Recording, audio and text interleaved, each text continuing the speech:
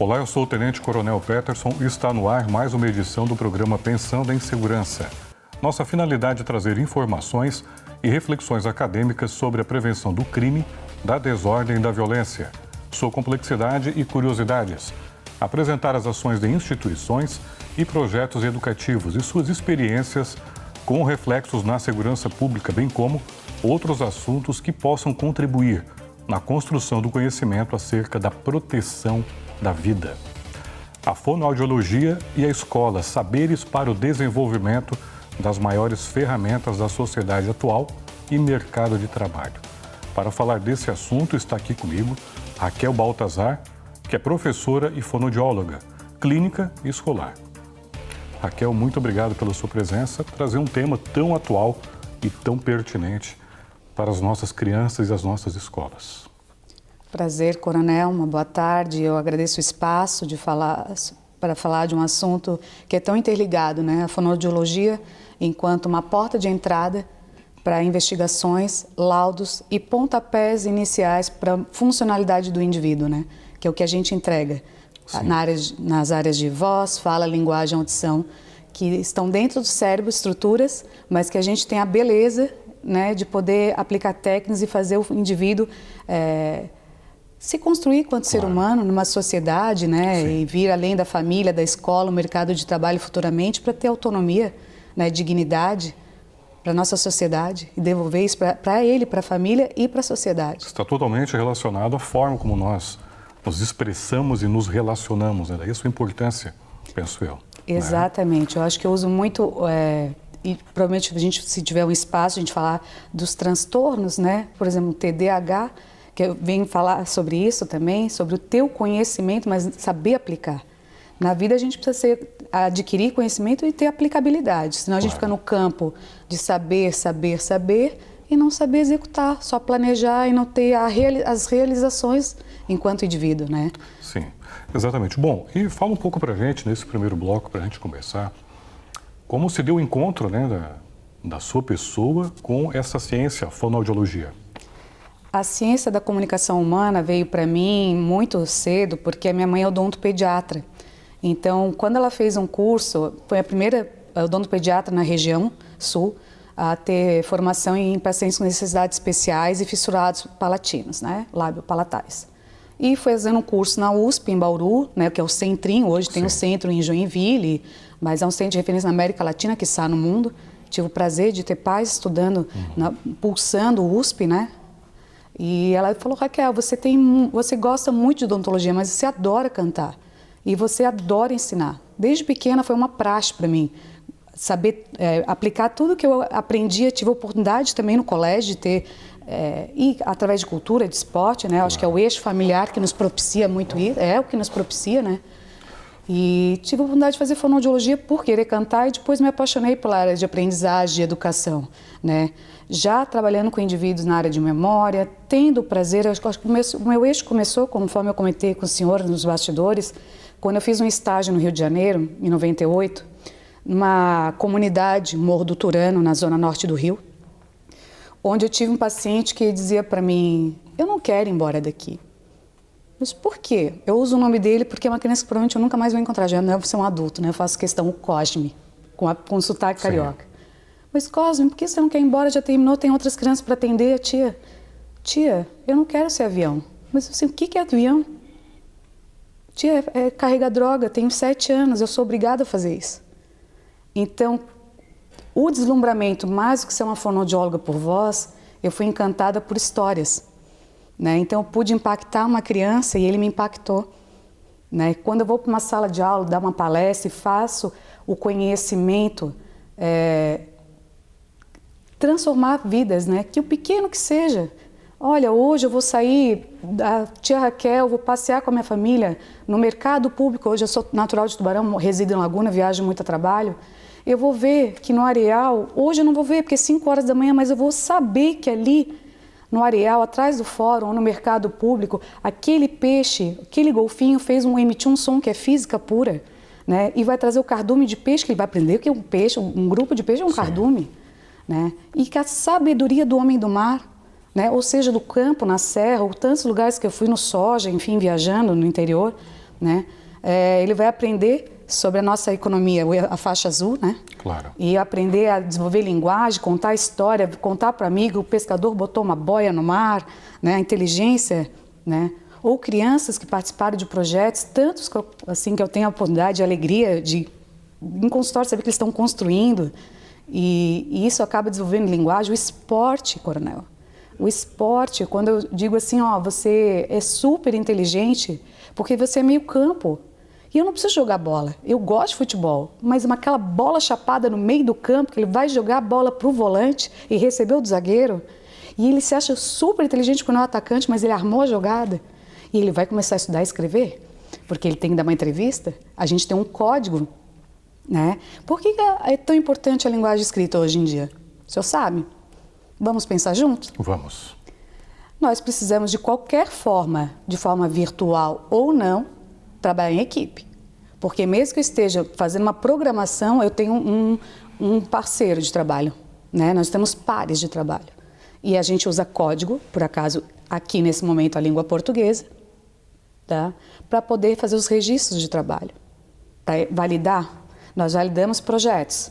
Ó, check, foi, validou esse, vamos para a próxima etapa do plano de ação. Então, em qualquer forma e qualquer idade, você está validando a sua ideia, o seu projeto, para que você ganhe etapas, passe por etapas de aprendizagem e construção. Né? Construção não é só colocar a ideia, é sim praticar o que você está estudando. Isso faz sentido. Isso dá fome de conhecimento, isso dá dopamina no cérebro. Instiga a curiosidade, né? A curiosidade libera dopamina no cérebro. Quando você acha o jeito de estudar, aprender, seu cérebro está aqui, ó. Dopamina, bem-estar, é a mesma substância do esporte. Por que a gente pede tanto rotina e esporte junto à educação, coronel? Rotina, bem-estar, sono, dopamina, para que aprenda. Por que tantos projetos sociais têm dado certo? As pessoas esquecem dos problemas e vão construir saberes e práticas. Dá prazer e depois as realizações, poxa vida. Uma dopamina saudável, né? E não essas tão fúteis, na verdade, que nós acabamos nos deparando nessa sociedade líquida, né? De redes sociais, de smartphones 24 horas, que geram aquela dopamina viciante. Aquilo nem gera dopamina, coronel, sendo bem honesta, tá? Quando você está com estímulos, e não centra os estímulos, não adianta você ter mais neurônios, né? Aquilo lá você não sente a informação. Então, por que a gente não... Eu, por exemplo, não gosto de salas sensoriais. Eu acho que todas as crianças brincam dos mesmos brinquedos. Só gera estímulo, luz, estímulo, e eu centrar a ideia. Aí é a questão. Então, você está instigando conhecimento, praticando, tá? E liberando bem-estar. E junto com uma rotina saudável em casa, que a gente solicita, pede e implora no consultório, junto com a escola, que também propicia rotina, hierarquia, a sua vez de trabalhar, a sua vez de participar, a vez do colega. Vamos construir uma atividade em conjunto? Ok.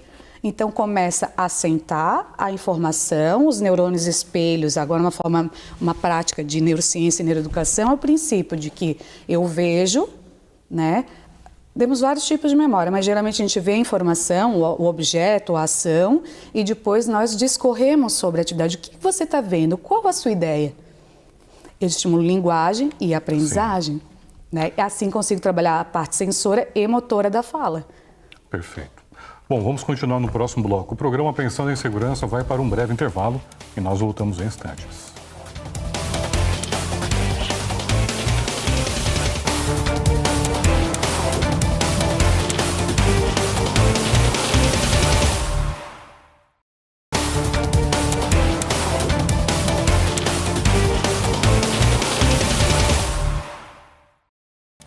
Olá, estamos de volta com o segundo bloco do programa Pensando em Segurança. Hoje estou conversando com a fonoaudióloga e professora Raquel Baltazar.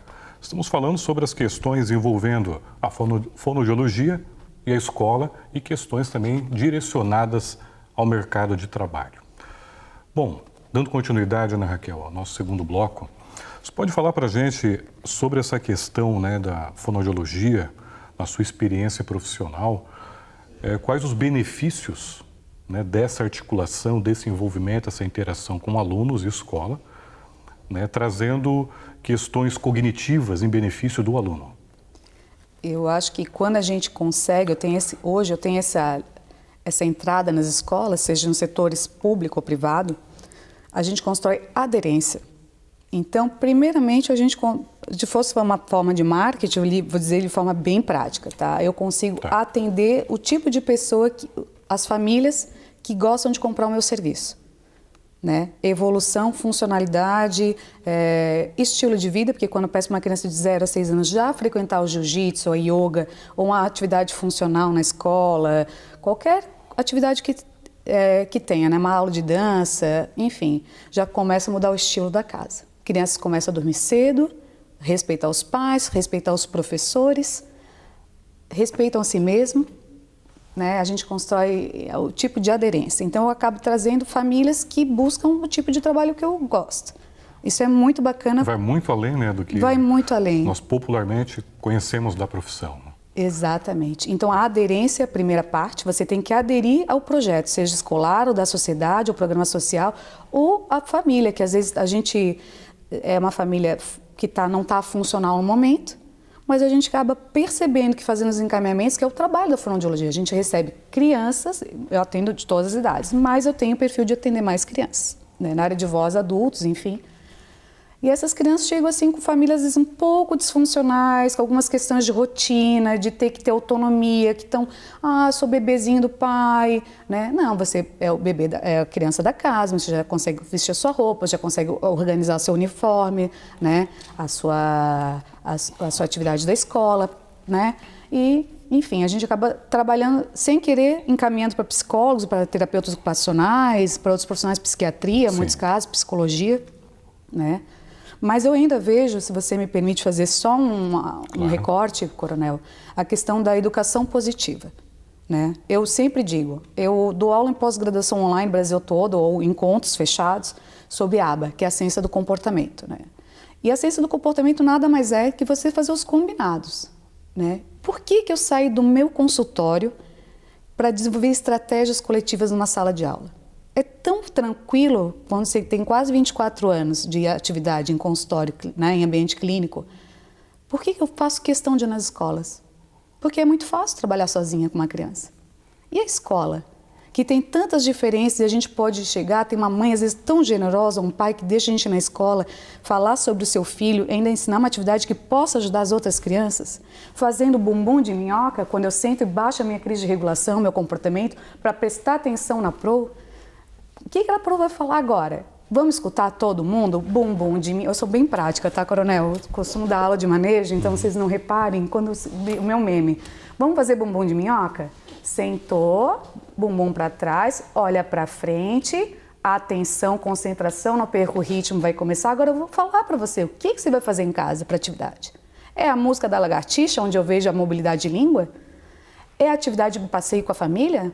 Ou você vai começar a ir para a praia com seus pais e não correr porque tem um risco do mar e eles gostam muito de você e não querem que você se machuque? Dá para ir para a praia? Levar o balde, fazer sem comprar brinquedo, aproveitar tudo que tem na sua cidade?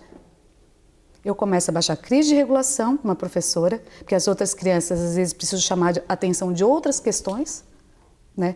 Todo mundo sente coração apertadinho, não é só autista. A partir do momento que eu uso força e coragem, despressurizo todo mundo, seja você, coronel, numa operação, se estivesse na tática, se tivesse uma criança, todo mundo sente coração apertado. Às vezes acontece de eu atender, eu sou conveniada da BPOM, chegar alguém da reserva, não sei lidar com meu filho. Vamos pensar, quando você estava em campo, no operacional, você chegava lá gritando, observava e depois tomava a melhor atitude. Aí eu ganho as famílias. Né? Quando as melhores práticas são construídas em conjunto. Aquele pai que não sabe lidar com a diferença, não estou falando só de autismo, não. A gente tem hoje, o que me chama mais atenção, conforme ele falei, são os casos de transtorno de desenvolvimento de atenção e hiperatividade. São casos que a gente avalia e vê ou não que tem uma deficiência intelectual, porque a linguagem é compreensão, planejamento e execução, onde a gente descarta uma dislexia, para uma disgrafia, uma desortografia ou um problema que a gente vai conseguir equalizar, que não chega a ser uma dislexia, mas é tudo tão embolado, a gente enxerga o ser humano, aquela primeira avaliação, né, do neuropsicólogo, que é tão essencial para a gente.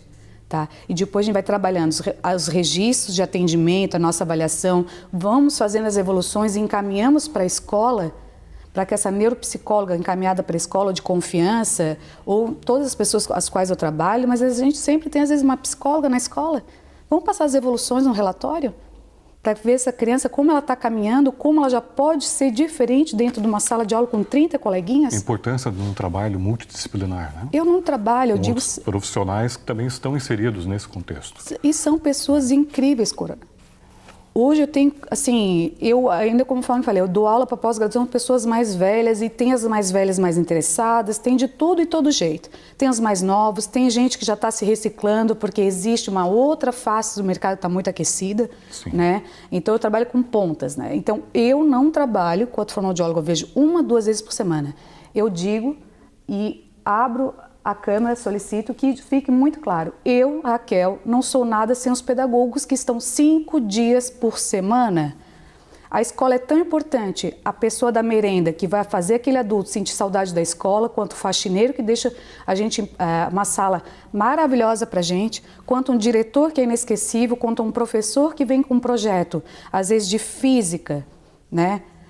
Que com crianças de 8, 9 anos, mas ensina a forma de trabalhar o motor ou por propulsão ou por indução, a comunicação verbal e não verbal, porque nem todo tempo eu estou conseguindo fazer o verbal com o meu colega, mas eu tenho que ter um entendimento e a sinergia. Então isso me chama a atenção em práticas de muitas escolas as quais eu frequento. Perfeito, vamos continuar no próximo bloco. O programa Pensando em Segurança vai novamente para um breve intervalo e nós voltamos em instantes.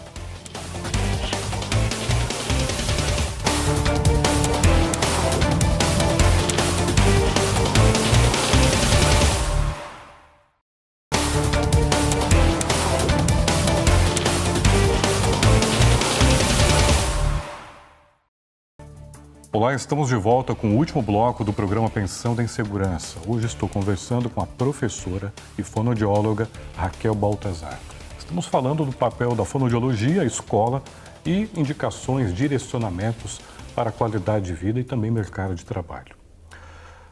Bom, Raquel, dando continuidade então nesse nosso último bloco, queria que falasse um pouco para a gente a respeito, né, do seu papel, da sua profissão, a sua experiência como fonoaudióloga, a questão de abordagens preventivas em escolas com alunos, se é possível, por exemplo, diagnosticar e prever comportamentos agressivos e violentos. Coronel, é uma demanda bastante grande no consultório, crianças que vêm com investigação de TOD ou questões de limites, muito mais, né? Regulação, assim, na verdade, vou até gaguejei de propósito para pensar 2 vezes para a gente falar sobre o sensorial, transtorno sensorial. Não é só criança autista que tem transtorno sensorial. Os muito inteligentes, os superdotados, tem também, nem todo é autismo. Tá? Uma criança que também sofre... E pode ser confundido. Muito, né? Eu tenho um caso, eu sou superdotada executiva, tá? Eu executo, tudo que eu compreendo eu planejo e executo, só que eu tive que fazer exame com a neuropsicóloga, vou abrir um laudo aí, porque eu acho que pode ajudar muitas crianças e muitos profissionais, tá? Que é muito difícil isso, como reverbera na vida adulta. É um exame de neuroimagem, que é o médico que solicita, tá? Fique bem claro, o neurologista, neuropediatra, tá? Muitas vezes o psiquiatra dá conta disso. O que interfere numa questão do superdotado? Ele é aquela criança que está sempre muito curiosa na sala de aula, tá? Se não tem professores preparados para superdotação ou altas habilidades, que nem sempre é o hiperfoco, a criança aprende de tudo um pouco, tem mais habilidades, né? Por exemplo, eu tenho memória espacial, visual e idiomas. Mas eu não fiquei só no hiperfoco que eu falo espanhol. Eu estudei, eu tenho facilidade pro acento, como diz em espanhol, e viajei o mundo falando espanhol, inglês, italiano, porque eu tenho facilidade. Então, isso é um perfil. Não tem um exame de neuroimagem Fiz, mas eu não tenho os indícios de autismo, tá? Poderia ter. Nem todo autismo é introvertido. São diagnósticos tão diferenciais, coronel. Às vezes, uma verbalização na área de euforia, que começou a dar um transtorno sensorial, a gente consegue investigar. Então, a fono entra esse paciente com uma questão sensorial, o que é autismo, o que não é, o que é TDAH, o que é superdotado, o que é limite, que as crianças hoje em dia não têm, né? Porque eu também vou falar uma coisa muito dura para a sociedade.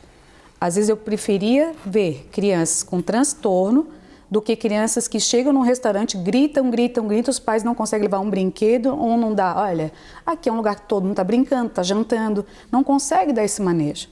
Então, para mim, é muito preocupante, né? Às vezes chegam, crianças são raras, mas chegam crianças que vão te agredir pelas costas. Aí tem um perfil de psicopatia, ou quando esfrega o rosto do amiguinho no chapisco da escola, já sinais que a gente encaminha para o psiquiatra infantil, ou para o neurologista, fazer diagnósticos diferenciados junto à terapia, porque só a medicação não resolve.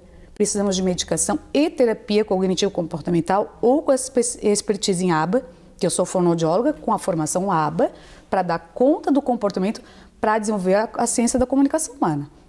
Agora precisamos de especialistas. Então a escola, quanto antes nós temos essa visão, esse entendimento que precisamos ser o ambiente de investigação e encaminhamento para laudos a excelentes especialistas, estamos evitando que indivíduos que vão ser presos, que vão formar quadrilhas, que vão usar usuários de droga, que vão comercializar armas, e todo o contexto que o senhor pode falar claramente, se possível, ter essa pauta, né, no seu programa, talvez não comigo, mas a sua expertise, né, na área de segurança pública, tá? E isso envolve, depois, se eu começar usar a minha inteligência para falar sobre questões de índices econômicos, estão usando menos a polícia civil, menos a polícia militar, e a gente está investindo em pessoas que realmente precisam, né? Ou um projeto da ProERD, que eu gostaria um dia imensamente de conhecer em Laguna, que eu conheci em outros lugares, né? Fazer parte desse projeto, de poder auxiliá-los de alguma forma, tá? Eu acho que é um dos maiores projetos que se tem, né? Eu vejo assim, e quanto a gente está esse comportamento disruptivo, né? Pode ser resolvido enquanto na infância, para ter o controle, se não a cura, mas o controle, assim como tem indivíduos que chegam numa penitenciária para serem apenados, né? Já não tem mais o controle, vão ser mortos e estão gerando custo para a sociedade, que para mim é um custo. Eu estou trabalhando para pagar impostos. Exato. Para quem não tem limite, que não teve regras, quem não tem... Enfim, para mim, enquanto cidadã, eu gostaria de pagar impostos para ver minha melhoria. E não para ver indivíduos recebendo, enfim, é uma outra discussão, mas enquanto cidadã eu quero saúde, eu quero segurança, eu quero qualidade de vida e não ficar pagando impostos para penados. Sim, né? perfeito. Que tiveram oportunidade muitas vezes. Que é uma curiosidade agora. Um aluno, pela sua experiência também, um aluno que sofre bullying, uma criança, um adolescente, ele tem alguma consequência também na fala, na expressão, na linguagem? Você consegue diagnosticar isso num atendimento de que ele sofre bullying em silêncio? Perfeita a sua colocação. Totalmente possível, né? Uma criança com bullying, ou que está sempre se colocando, tendo que provar o que está falando, isso é uma questão até cognitiva, é um traço na vida adulta de criança sofrer um bullying, né? Baixa autoestima, que você consegue ver que não está além de escrevendo aos 10 anos, porque teve algum probleminha ali, por exemplo. Na aquisição de leitura escrita, vou falar uma questão bem técnica, tá? Sim. As crianças geralmente decoram o alfabeto, não entende que cada letra faz um som. Então, ela vai provavelmente 10, 11, 12 anos, 3 anos repetindo na escola, e você começa a trabalhar os seus registros, suas atividades, conforme eu falei, de forma divertida, lúdica, vê que não é mais uma dislexia, né? Começa a ler, o desabrochar.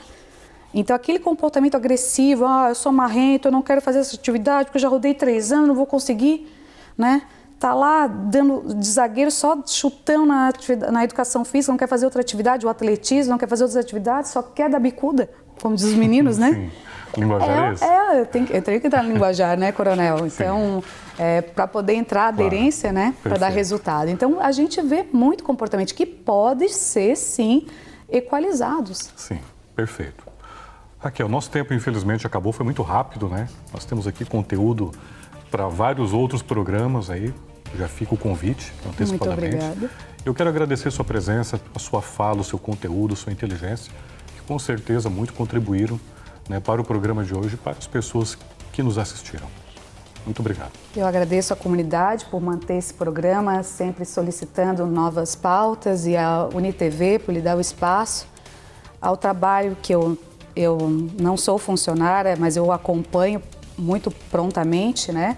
E a todas as escolas, a todas as pessoas que têm a oportunidade e buscam por uma melhoria, que a comunicação humana é a ponta do iceberg do indivíduo, né? E agradecer a oportunidade de fazer esse meu trabalho. Muito obrigado mais uma vez. Obrigada. Bom, hoje eu conversei com a professora e fonoaudióloga Raquel Baltazar. O programa Pensando em Segurança fica mais uma vez por aqui. Nos acompanhe pelas redes sociais. Instagram, Facebook e entrevistas completas disponíveis no YouTube. Até o próximo programa e não se esqueça, apoie quem te protege.